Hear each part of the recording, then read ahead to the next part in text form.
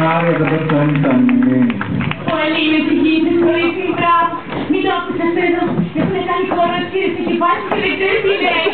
Τέλειο, ήτανε τέλειο. Εντάξει μωρέ, καλό ήτανε.